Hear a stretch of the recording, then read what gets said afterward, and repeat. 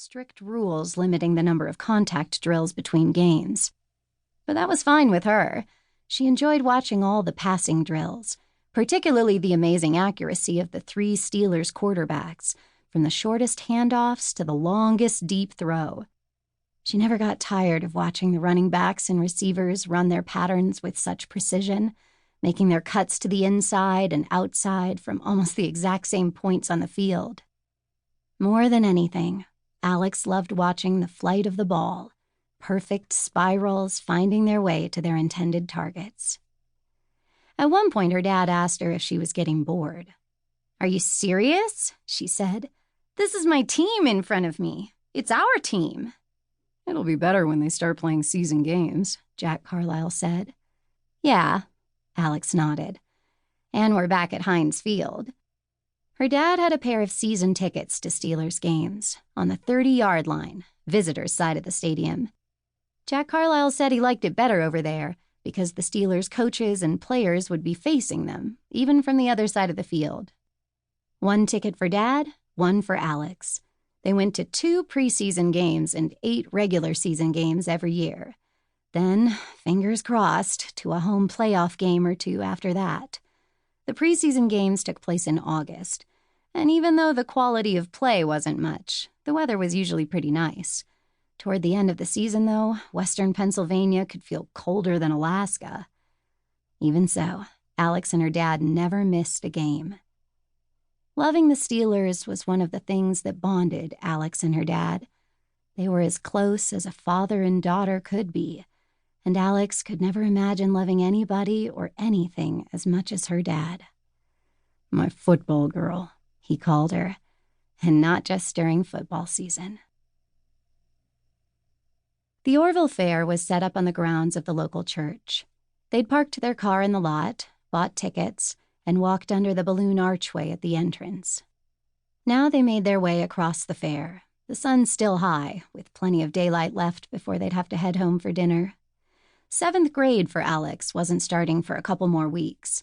She knew all her friends were trying to milk those last precious days of summer vacation and dreading the first day of school. But not Alex Carlisle. The start of the school year meant that the start of the NFL season was just around the corner. Pretty soon, she and her dad would have their Steelers back.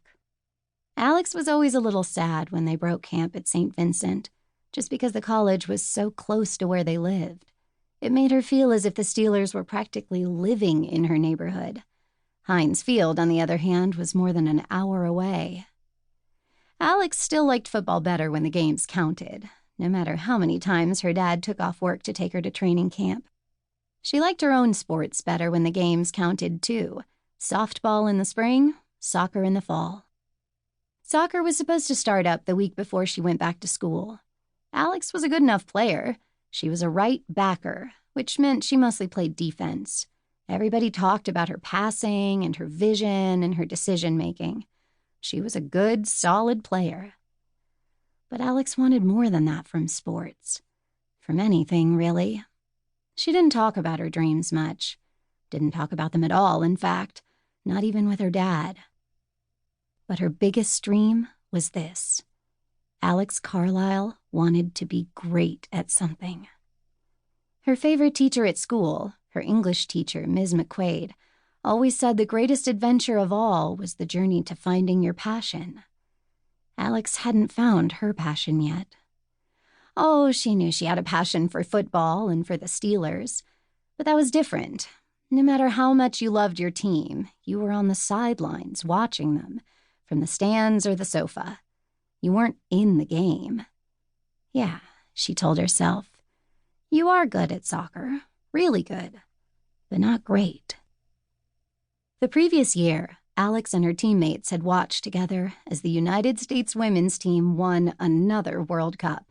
She had secretly rooted harder for the star player she considered her namesake, Alex Morgan. Her passion was clear. So was Megan Rapinoe's. Alex Carlisle wished she could feel that way about soccer. And as good of a pitcher and hitter as she was, she didn't feel that way about softball either. Neither sport was her dream. But she had a dream, all right.